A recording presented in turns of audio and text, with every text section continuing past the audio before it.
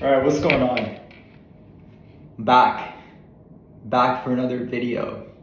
I think what I wanted to touch on today is actually something that I've come to appreciate now that I've been about 12 years or so in the grind. So when I was in high school, right, I played a lot of soccer.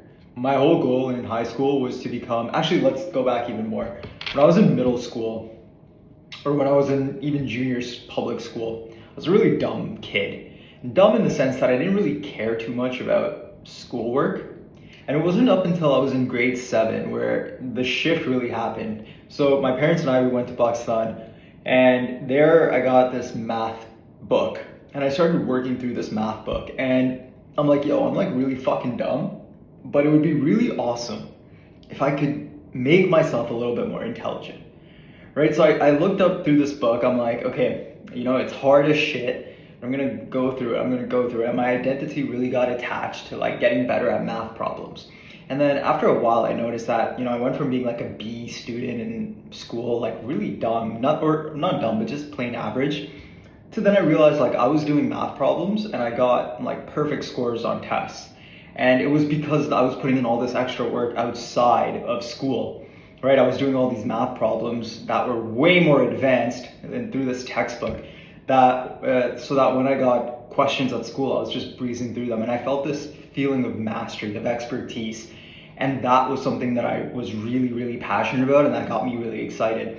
It got to the point where I got so excited by math problems that I started writing these Waterloo math competitions. So Waterloo has like these annual math competitions for students across Ontario, and you write them, or across Canada. And I started placing in those math contests. So I got to the point where it's just like, I'm pushing myself and I'm seeing the results. And then at that time, when I was kind of an average student, I was also kind of fat, right? And at that time, I really first got into running at around grade 7. It was a really critical time in my life because I was going through puberty, I was going through adolescence, and going through becoming like a teenager. And that experience happened at the right time where I found that, okay, if I can study a lot, I can get good grades. If I can run, I can get fit. And I just put the two and two together, and it was for the first time in my life, I'm like, okay, I can literally move, like through sheer force of will, I can move the needle of my life. And I do not have to be the effect of life, I can be the cause of what I experience in life. And that got me really excited. And what really hammered this home was, I think in the summer between grade 7, or maybe grade 6 and grade 7, and then grade 7 and 8, I remember I'm like, okay, this summer I'm just gonna dedicate to becoming a good runner. Because I remember in grade 6, I was just getting my ass handed to me. I was a fat kid. Like I would finish last of all races. Like, it's fucking pathetic if I think about it. But I had the heart. I really wanted to win. And so in the summer between grade 6 and 7, and the 7 and 8, and then 8 and 9 as well, I was like, okay, this summer I'm dedicating to becoming a really good runner. And my times got really good. I went from being a shit runner to being one of the best runners in my grade at my school. Then I did it again. I became one of the best runners in the district. So there's a Toronto, North York, Scarborough, whatever. I became one of the best runners in North York. And then in grade 10, I did it again in grade 10 and 11. I took it much more seriously then. And I ended up finishing the top 2 in North York. I still hate the guy that beat me. That pissed me off. And that's another story. But I found that if I put my effort into something, I can directly see the results. That got me super excited. But I think going back to around grade 7, grade 8, I got so into it that I found a passion for sports as well, and I really wanted to become a professional soccer player. And so I said, okay, you know what? Like if I work really hard at something, I can get it. Going for soccer, that was the first time I worked really hard. But I didn't start early enough in life, and I set out a goal to say, you know what, no matter what, I'm going to give it my all. I'm going to try and become a professional soccer player. If I can't become a professional soccer player, then I don't want to leave. And my parents and like fucking uncles and shit, they were all like, oh, don't play soccer, don't do this, don't do that. I'm like, fuck you, bro. I'm going to do it. I'm going to do it for myself. And then if I don't make it, it's going to be because I tried my absolute hardest, but I just couldn't make it because the other people were better. So I didn't give up. but I did not study at that time. Like I was 100% focused on soccer. Like I would wake up in the morning, play soccer or train for soccer, go to the gym, run. Then I would, at lunchtime, I'd play with friends. Then after school, I'd play school soccer. And then I'd go to my club to play club soccer. So by the time I got back, then I'm watching like soccer videos on YouTube. So where I was studying and when I was studying, really I wasn't studying at all, right? I was just relying on like my past success of writing math contests to help me. But that really took me to around grade 11, right? And at grade 11, I'm like, fuck, I have to think about university. Like it's for the first time in my life that I'm like, fuck, I have to actually think about the future. But now my grades are shot to shit. All the studying that I did back when I was in 7 and 8 kind of just went through hell. And I got to grade 11 where I'm like, okay, I'm at a point now where I'll either have to go pro or it's over, right? And where I saw myself going, I just didn't see myself going pro. It was a decision I made internally. I wasn't really that passionate about soccer, I found. I found that I liked the skills more and the athleticism more. And to become a professional soccer player, you have to be in it to win it. And that was the first time in my life. No one told me to quit. I didn't listen to anyone telling me to quit, but I decided internally that that's not the path that I want to pursue. And so I'm like, okay, if that's not the path I want to pursue, then I need to fucking study super hard. Because if that's the path I'm pursuing, then with the same intensity that I approach soccer, running, math, and that's the exact same thing I need to do. But I think this was the first point in my life where I kind of lost track in my life. Because I found that there were other peers of mine who, back in grade 7 and 8, they never stopped studying. They were on a completely different path. There's this effect of compounding, right? Like a person who starts, invests $1 today, and the interest rate is like 10%, whatever. The person who invests that dollar earlier on, as years progress, that differential between someone who hasn't invested and who hasn't invested is exponential, right? So by that time, same thing goes for learning. Learning compounds. So by the time I'm like in grade 11, these guys are already writing the SATs to apply to Harvard, Stanford, Wharton, Princeton. And in the back of my mind, I was always like, dude, I do not want these people. I'm not going to die without going to one of these great schools, right? I am not going to die without seeing what I am capable of from an academic perspective. And that was it. Like after that, I'm like, fuck everything except running. Like I continued to run, keep the mind sharp, and just study like a dog. And I ended up in the university situation where I ended up going to University of Toronto, which is a great school, but it's not a Harvard, it's not a Stanford, it's not a Princeton, it's not an MIT, it's not an Oxford, it's not a Cambridge. So I really I felt really bad about myself. I was like, dude, what happened? I dropped the ball, right? So I went into grade 12 with an insane passion for work. Like just, I am not going to live in this shame. I felt shame as well, right? Like how did I drop the ball so much? So I just started studying like a dog. Got really good grades, but ended up not being able to go to like a Harvard, Stanford, MIT, whatever.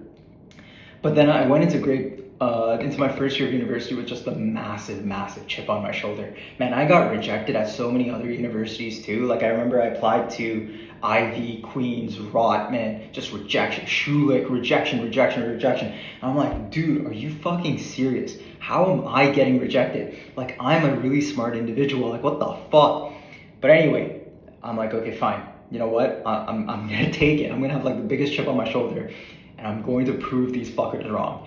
And so in university, especially my first 3 years, it was no joke. Like I was not playing around. I was there to study, to get good fucking grades, but that was a challenge too. So I entered into my first year of university and like, dude, I hadn't studied properly for years. I don't have the habits build up and habits compound, right? So I don't have the habits build up. So I entered my first year of university just a complete fucking idiot, right? Like I don't know how to prioritize my work, right? I don't read questions carefully, so I skip questions. I'm an idiot. I'm just like a fucking jock athlete, whatever, and I don't know how to, answer questions carefully, and I end up losing stupid marks. So my first year of university was absolute garbage. Dude, I got like some of the worst fucking, not bad grades, but like not stellar grades. Like I was a B- student, so a 3.0 at U of T. And that really pissed me off. But I didn't quit. I'm like, okay, this is gonna change. So I just continued to work hard, continued to develop my attention to detail, my work ethic, my ability to so what I would do is like, if I would have a university midterm exam, I would start studying for if the midterm is like say in October, mid-October, I would collect past papers from people who've already taken that course before the course started, So that by the time midterms come, I've already done the exams for the midterm and I'm thinking about the fucking final. So by the time the midterms come, I'm already working on final exam papers. So by the time I go to class, like I know all the fucking questions, I know the answers, I know what the right questions are, what the pieces of the concept are that I need to ask the professor about. Like, dude, I'm not playing around. If I got less than a 3.7 on the midterm, I'd drop the course because I'm not settling for anything less than a 4.0 and I'm going to go to a good grad school. That chip on my shoulder was one of the best things that ever happened to me, because by the time I got over that like hump of the first year, every single year thereafter, 4.0, 4.0, 4.0, 4.0, 4.0. And I was in a hard accounting program. Like the accounting program was actually quite difficult because they marked you at the standards of the CPA program, which is a professional designation. So it was very, very hard, but I held myself to that standard. And I remember that there was this one time in particular where I was deciding, do I stay in accounting or do I go into something more easy like marketing or whatever? And I remember I'm like, okay, no, I'm gonna push myself, I'm gonna work hard, I'll develop a plan to like study hard and get good grades. And that ended up happening, right? So that's another story for another time, but that decision to take the more difficult path was really helpful. But coming back to this concept of, now I'm in university, I'm studying super hard, now I've got momentum going, right? So at the same time, I'm also not fucking around with job applications, right?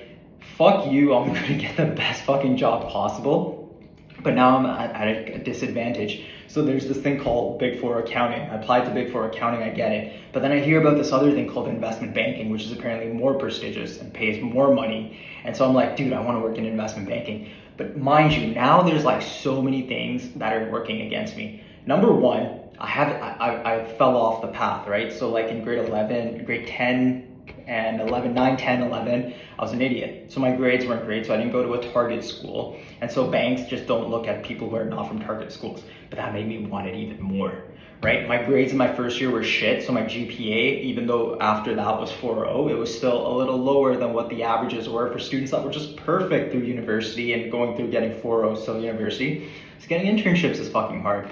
And so I networked my ass off. Like every fucking day I'd go out and network, nothing. Fucking nothing. I got, after working at PwC, I got this internship at CIBC in the World Markets Division, which was great. That was a great experience. But it wasn't like a Goldman Sachs, it wasn't a Morgan Stanley. Those were reserved for the people who never got off the path, right? They went to a target school, they got great grades in that target school. That was reserved for them. That really pissed me off. And it got to the point where I'm like, okay, fine, fuck it. I'm just gonna continue trying. And at the same time, I'm gonna write the GMAT, write the GRE, get really great grades. And so I had these like two things that I was trying to optimize for. One, to go into investment banking or into management consulting at like a top firm. And the other was to get a really high GRE score so that I could go to a good grad school, because I was gonna achieve both of them. That was my goal. So then I get to the point where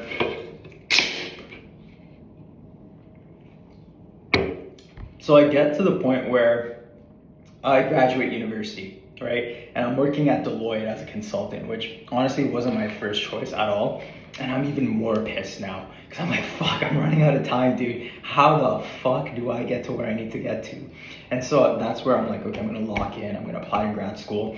And that's when I ended up going to Oxford, and then I ended up working at Houlihan. And then once you get your first success, everything just snowballs and like you just keep getting more. After I got Houlihan, got Evercore really easily. After getting Evercore, BCG was on my ass. Like I got like a ton of offers from all these big companies, and successively it was much, much easier. But the whole point is like, dude, just like in my experience of like that struggle of like fucking up in that first couple of years in grade 9, 10, 11, the challenges I faced, even though they made me a better person, they made me appreciate the powers of like compounding. That was tough, dude. And I realized that is the importance of like, to be successful in life, there's still a delta between people who just never went off the path, even in grade 9, 10, 11, and have still just stayed on that path and where I am. Like those guys are principals at private equity firms in New York or London, while I'm just an associate, right? So they're like a couple years ahead. And so that difference never goes away. A lot of them went to like really good business school programs, right? So they are like at a different level. And that's unfortunate because I've like worked so hard, but even then there's people who've just never gone off the path.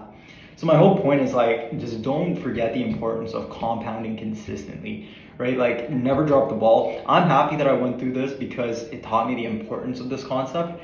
And now I've been in the game, like, what? I would say like 12 years, 13 years.